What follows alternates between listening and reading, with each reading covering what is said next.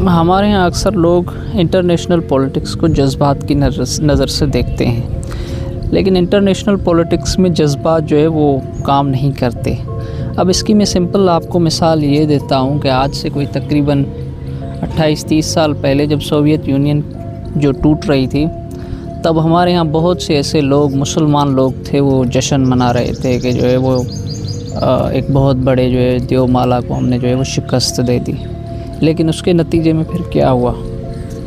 کہ ایک دوسری قوت جو ہے، ایک دوسری فورس جو ہے، اس نے اسی ویکیوم کو جو ہے وہ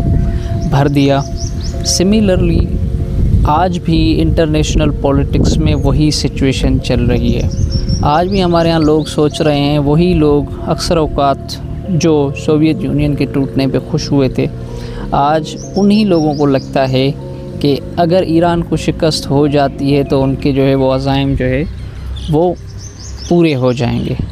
تو آپ ایک سیناریو سوچ کے دیکھیں کہ اگر خدا نخواستہ ایران کو شکست ہو جاتی ہے، لیٹ سپوز ہم ایک اسمپشن لیتے ہیں، اگر ایران کی شکست ہو جاتی ہے تو اس کا بینیفیشری کون ہوگا؟ آپ نے کبھی سوچا ہے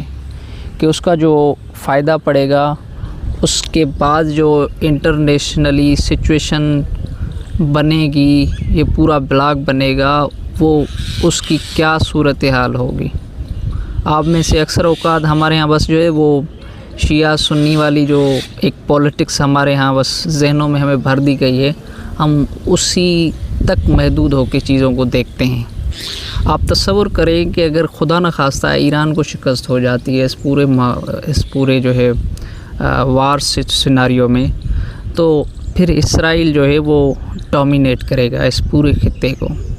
تو اگر خدا نخواستہ اسرائیل کی ڈومینیشن اتنی بڑھ گئی جو کہ ایران تک آ جائے، تو آپ پھر سوچیں گے